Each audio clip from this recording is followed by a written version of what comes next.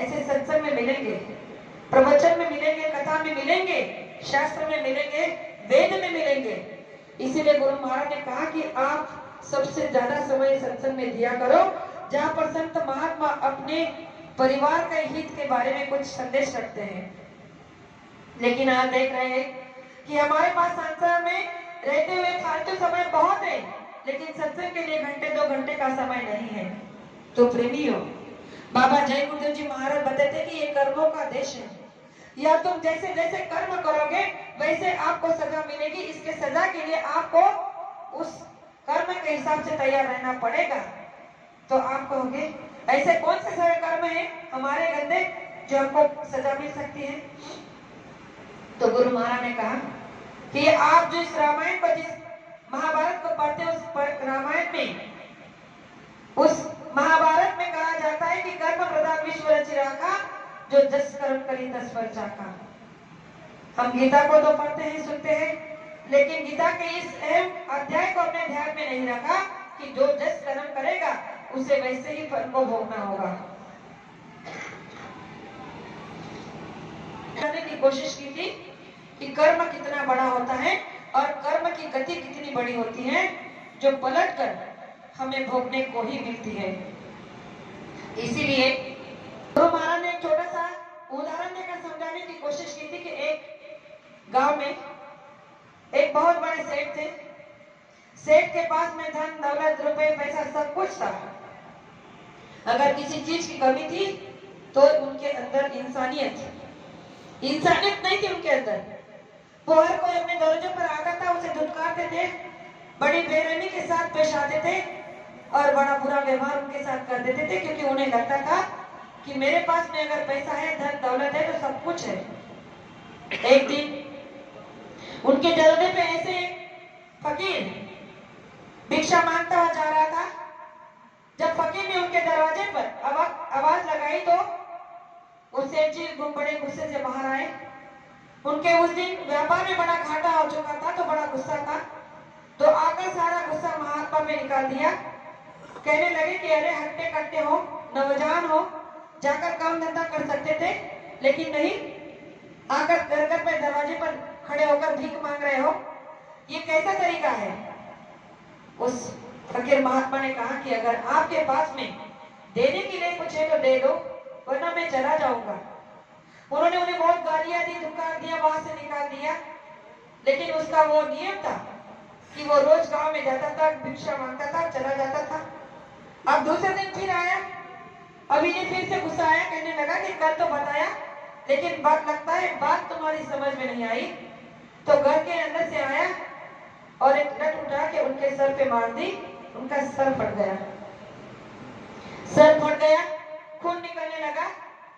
तो जैसे ही खून निकल रहा था तो उस महात्मा ने हाथ जोड़कर उस परमपिता परमात्मा से कहा कि हे भगवान, हे परमात्मा, इसके पापों को क्षमा करना। क्या कहा? इसके पापों को क्षमा करना, और वहां से चले गए। दूसरे दिन जब आया, फिर उसके साथ वही बेइज्जती, वही जलील हुआ। अब ये सेठ जी सोचने लगा कि मैं 3 दिन से इसके साथ इतना बुरा बर्ताव कर रहा हूँ, कल तो मैंने इसके सर को भी फोड़ दिया, लेकिन सर फटने के बाद भी इसने मुझे बददुआ नहीं दी। इसने क्या कहा कि हे भगवान, हे परमात्मा, इसके कर्मों को क्षमा करना। इसे गुस्सा क्यों नहीं आता? ऐसा क्या है इसके अंदर? ऐसी कौन सी शक्ति है जो ये इतने अच्छे से मेरे साथ पेश आ रहा है? तो सेठ जी ने सोचा कि चलकर देखते हैं कि आखिर में है क्या और क्या करता है, कहाँ जाता है। उस महात्मा के फकीर के पीछे पीछे सेठ जी चलते रहे। उसने पूरे गांव में भिक्षा मांगी, किसी के घर पर मिली, किसी के घर पे नहीं मिली। और इस तरह से जब शाम हो गई तो अपने घर में, गांव के बाहर में झोपड़ी थी, उस झोपड़ी में जाकर गया। तो ये सेठ जी उसकी झोपड़ी के बाहर छुपकर उसकी बातों को सुन रहा था, क्योंकि उनको सुनना था कि ये करता क्या है, कहता क्या है और इसके इस बर्ताव का राज क्या है। जैसे वो फकीर महात्मा अपने झोपड़ी में गए तो चारपाई पर उनकी पत्नी बीमार पड़ी हुई थी। तो उन्होंने जैसे उसको देखा तो उठकर बैठ गई। कहने लगे कि अरे, ये आपका सर कैसे फट गया, ये खून कैसे बहने लगा, और क्या आज भी किसी ने आपको कोई रोटी नहीं दी?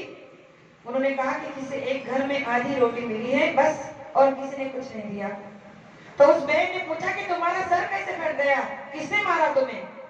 तो उसने कहा कि बस हमारे कर्मों की सजा हमें मिल रही है।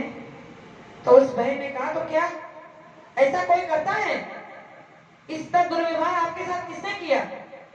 तो उस फकीर ने कहा कि हमने जिसके साथ जैसा किया उसने भी हमारे साथ वैसे ही करने का हमें ये संजोग दिया। ये सारी बातें बाहर सेठ छुप के सुन रहा था। तो उन दोनों के बीच में, पति पत्नी के बीच में बातें हो रही थी। तो उस सेठ जी ने वो बातें सुनी। उस फकीर ने अपने पत्नी से कहा कि देखा, कुछ वर्ष पहले पीछे जाकर देखो, हम कितने बड़े रईस सेठ थे। हमारे पास में धन दौलत रुपए पैसे की कमी नहीं थी, लेकिन हमारे अंदर कमी थी तो दया की, हमारे अंदर कमी थी तो इंसानियत की। क्योंकि हमने भी कई बार अपने दर्जे पे आए हुए इंसान का, अतिथि का, साधु महात्माओं का अनादर किया है, धिक्कार किया है, उनके साथ इससे भी बदतर सलूक किया है, और ये उसी का नतीजा है। और तुम्हें याद है, एक दिन एक महात्मा हमारे घर पर आए थे और हमने भी उन्हें ऐसे ही धुतकारा था, उनका सर फोड़ दिया था तुमने गुस्से में बेलन मारकर। तो उस समय उस महात्मा ने क्या कहा था तुम्हें याद है? उसने कहा था कि हे परमात्मा, इन्हें कर्मों की सजा देना। उस महात्मा ने हमारे लिए बद्दुआ निकाली थी और कहा था कि इन्हें इनकी कर्मों की सजा देना, और देख लो तुम्हारे और हमारे कर्मों की सजा हमें मिल गई। आज मेरा सर फट गया, लेकिन फिर भी मैंने उसे बद्दुआ नहीं दी, क्योंकि मैं जानता हूँ कि जो कर्म मैंने इसी जन्म में किया है उसी को मुझे भोगने का मौका मिला है, तो मैं इसे भोग लूंगा, लेकिन फिर से किसी और को मेरे जगह पे नहीं लाऊंगा। और इसीलिए मैंने उस परम पिता से कहा कि इसके कर्मों को क्षमा करना। जैसे ये बातें सेठ जी ने बाहर सुनी, उनके अंदर की इंसानियत जाग गई। उन्हें बड़ा ग्लानि हुआ, कहने लगे कि कितना अच्छा इंसान है, इसने तो मुझे इंसानियत का इतना अच्छा पाठ सबक सिखाया जो मुझे कभी कहीं सीखने को नहीं मिलता। और वो वहां से घर चले गए। दूसरे दिन उन्होंने अपने घर में अपने पत्नी से कहा कि 2 गरम गरम रोटी बना के रखो, कोई आने वाला है। और उस महात्मा उस फकीर का इंतजार करने लगे कि आज अगर वो भीख मांगने आएगा तो मैं उसे गरम गरम रोटी दे दूंगा। और जैसे ही उसे उस रोटी को बनाकर रखा तो समय के साथ जरिए जो रोज का समय उस फकीर का महात्मा का था, वो उस समय पर आए और भिक्षा मांगने लगे। तो सेठ जी ने कहा कि अरे ठहरो ठहरो महात्मा जी, मैं आपके लिए गरम गरम रोटी लेकर आता हूँ। और घर के अंदर गए और उनके लिए 2 गर्मा गर्म रोटी लेकर आए। तो उस फकीर महात्मा ने कहा कि भगवान आपको दया करे, आपको क्षमा करे। प्रेमियों, और जब ऐसे उन्होंने गरम रोटियों को देखा तो सेठ जी ने कहा कि आप पूछोगे नहीं कि हमने आज को ये गरम रोटियां क्यों दी? तो उन्होंने कहा कि देखो, अब भगवान कब किसके ऊपर कब दया मेहर करते कोई नहीं बता सकता। तो उन्होंने कहा कि हमने कल आपके घर तक पीछे पीछे आकर आपकी सारी बातें सुनी है, और हम भूल ही गए थे कि ये देश तो कर्मों का है, यहाँ पर जैसे कर्म करेंगे वैसा फल भोगने को मिलेगा। हम तो केवल बुरे कर्म करते जा रहे थे, लेकिन अच्छे कर्मों को करने का सबक आपसे हमने सीखा है, और इसीलिए हमने ये तय किया है कि आज के बाद हम कभी बुरे कर्मों को नहीं करेंगे। जीती जी हमारे कर्मों को सुधारने की कोशिश करेंगे, और बस उसी का प्रयास हमने आज से शुरू किया है। प्रेमियों, गुरु महाराज ने ये कहानी, ये दृष्टांत इसीलिए दिया है कि हम सभी प्रेमी संसारी है, और हमारे संसार में चलते हमारे सबके साथ यही हो रहा है। हम बाहर के लोगों की तो बात छोड़ दो, जो माता पिता बुजुर्ग वयोवृद्ध हो गए हमारे घर में, उनके साथ में हम क्या बर्ताव कर रहे हैं?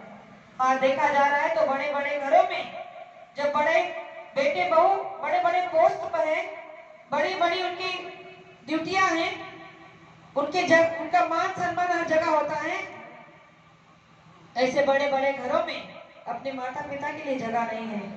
उनका अपमान किया जाता है, उन्हें धुतकारा जाता है, उन्हें वृद्ध आश्रम में डाला जाता है। क्यों?